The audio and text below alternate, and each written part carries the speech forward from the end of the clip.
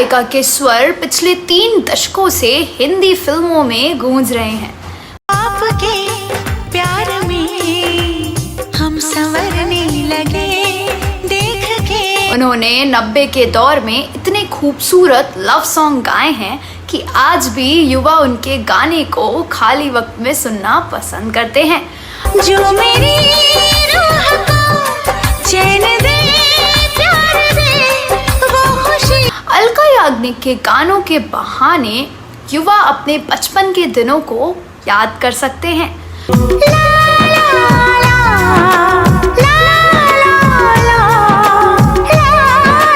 जब उनके गाए ये गीत कहीं ना कहीं सुनने को मिल ही जाते थे। उनके गाने आसानी से आपको उस पुराने समय में ले जा सकते हैं जब जीवन बहुत आसान था।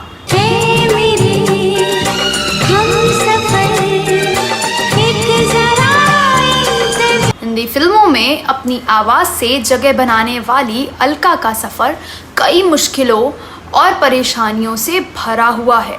तुम पास आए, यूं मुस्कुराए, तुमने न जाने। जहां बॉलीवुड में सुरों की मलिकाएं लता मंगेशकर और आशा भोसले जी राज करती रही हैं, वहीं इंडस्ट्री में एक नाम अलका याग्निक जी का भी है।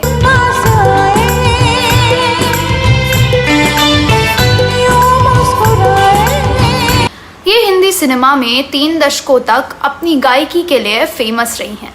हिंदी सिनेमा में वे सबसे ज़्यादा गाने रिकॉर्ड करने वाली 5वीं प्लेबैक सिंगर हैं। उन्हें 7 बार Filmfare best playback singer award से नवाजा जा चुका है, जो कि खुद में एक रिकॉर्ड है, और 2 बार नेशनल अवार्ड भी मिल चुके हैं।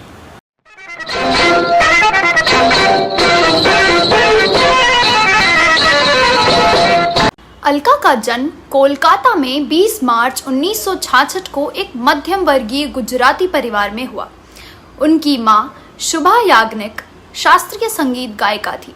घर में संगीत का माहौल होने के कारण अलका याग्निक की रुचि भी संगीत की ओर हो गई और वह महज 6 साल की उम्र से ही अपनी मां से संगीत की शिक्षा लेने लगी। अलका ने पार्श्व गायिका के रूप में अपने करियर की शुरुआत महज 6 वर्ष की उम्र में कोलकाता आकाशवाणी से की, जहां वह भजन गाया करती थी। अलका में गायकी की कला बचपन से ही थी, जिसे पहचान कर महज 6 साल की उम्र में उनकी मां शुभा याग्निक उन्हें लेकर मुंबई आ गई। ये वो दौर था जब फिल्मों में राज कपूर का सिक्का चलता था। लंबी कोशिशों के बाद शुभा राज कपूर से मिलने में कामयाब हो पाई। राज कपूर ने उस 6 साल की बच्ची की आवाज़ सुनी तो वो हैरान रह गए। उस आवाज़ की खनक और खूबसूरती उन्हें बहुत पसंद आई। उन्होंने शुभा याग्निक को सलाह दी कि वो उस वक्त संगीत के सबसे बड़े नाम लक्ष्मीकांत प्यारेलाल से मिले। शुभा याग्निक अपनी बेटी अलका को लेकर लक्ष्मीकांत प्यारेलाल के स्टूडियो पहुंची।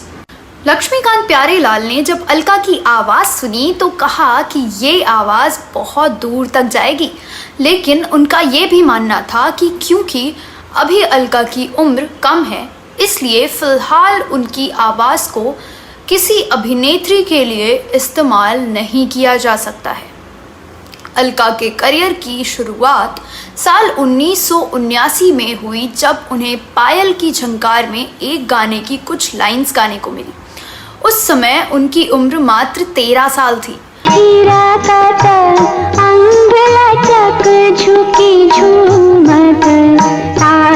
इस छोटी से मौके से ही अलका ने साबित कर दिया कि वो उस वक्त की गायिकाओं की कतार में खड़े होने की प्रतिभा रखती हैं। बस उसके बाद उन्हें बॉलीवुड के कई बड़े प्रोजेक्ट्स भी मिले। तकरीबन 2 साल बाद 1981 में उन्हें अमिताभ बच्चन की फिल्म लावारिस में मेरे अंगने में तुम्हारा क्या काम है गाने का मौका मिला, और इसके बाद उन्होंने पीछे मुड़कर नहीं देखा।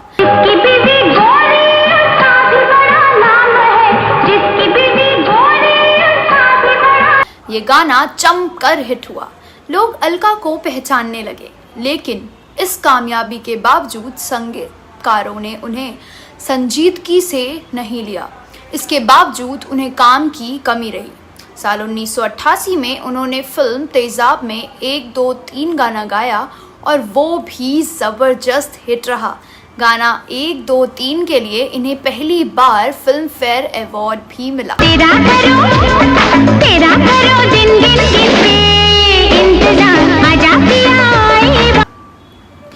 अलका याग्निक को बड़ी कामयाबी मिली। साल 1989 में जब उन्हें आमिर खान की कयामत से कयामत तक में गाने गाने का मौका मिला। इस फिल्म में उन्होंने ए मेरे हमसफ़र, अकेले हैं तो क्या गम है और गजब का है दिन सोचो ज़रा गाया। गजब का है दिन सोचो जरा। फिल्म के संगीत को बहुत ज़्यादा सराहा गया और इस फिल्म के गीत आज तक लोगों की ज़ुबान पर है। इस फिल्म ने अलका की ज़िंदगी हमेशा के लिए बदल दी। अलका के पास अब काम की कोई कमी नहीं थी। उन्हें लगातार काम मिल रहा था। एक के बाद एक गाने गाते हुए वे उस सपने के करीब पहुंच रही थी जिसे साथ लेकर वो कोलकाता से अपनी माँ के साथ मुंबई आई थी। अलका ज़्यादातर बॉलीवुड की फिल्मों के लिए गाती हैं। वो अब तक 700 फिल्मों के लिए करीब 20,000 से ज़्यादा गीत गा चुकी हैं। लेकिन साल 1993 में अलका को एक गाने के लिए बहुत विरोध झेलना पड़ा था।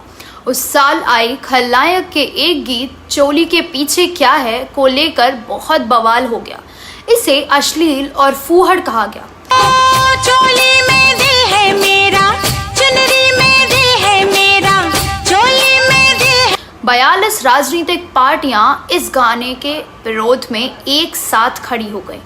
इसे बैन करवाने की कोशिश करने लगी। ये विरोध लंबे दौर तक चला, लेकिन उसके बाद खुद ब खुद शांत हो गया क्योंकि गीत आम जनता ने खूब पसंद किया था। झुमरे का झुमरो बन जा, झुमरे का झुमरो कच कच, पायल का घुंघरू बन जा। इस कड़ी में साल 1994 फिर से उनके लिए बेहद लगित साबित हुआ।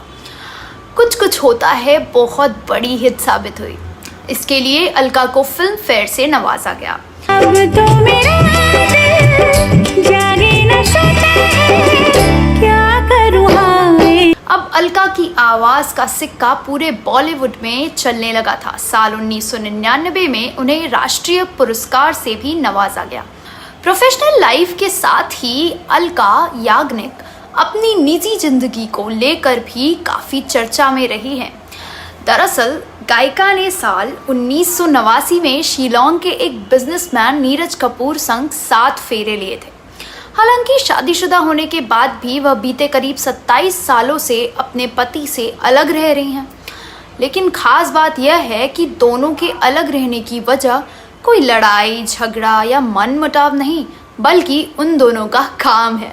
अलका याग्निक और उनके पति की लव स्टोरी बेहद दिलचस्प है। दोनों की पहली मुलाकात रेलवे स्टेशन पर हुई थी, जिसके बाद दोनों में दोस्ती हुई और धीरे धीरे यह दोस्ती प्यार में बदल गई।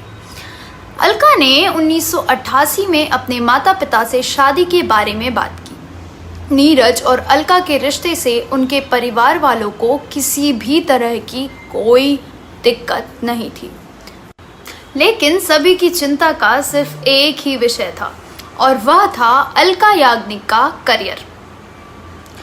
दरअसल अलका और नीरज दोनों का ही काम अलग अलग था। ऐसे में घर वालों को आशंका थी कि उनके रिश्ते में आगे चलकर दिक्कतें आ सकती हैं, लेकिन दोनों ने घर वालों को शादी के लिए मना लिया। शादी के बाद जहां अलका ज़्यादातर समय मुंबई में रही, तो वही उनके पति नीरज शिलोंग में ही अपना बिजनेस संभाल रहे हैं। दोनों समय निकालकर कभी कभी एक दूसरे से मिलने भी जाया करते हैं। एक दूसरे से दूर रहने के बावजूद भी अलका और नीरज के बीच काफ़ी अच्छे संबंध हैं। दोनों की एक बेटी साइशा की शादी हो चुकी है। तो दोस्तों, आपको अलका याग्निक के बारे में क्या कहना है? आपके पास अलका से जुड़ी कोई भी जानकारी हो तो हमें कमेंट बॉक्स में ज़रूर बताएं। अगले वीडियो में मैं फिर फिल्मों, गीतों और फिल्मी हस्तियों के बारे में जानी अनजानी जानकारियाँ लेकर हाजिर हो जाऊंगी। तब तक के लिए नमस्कार।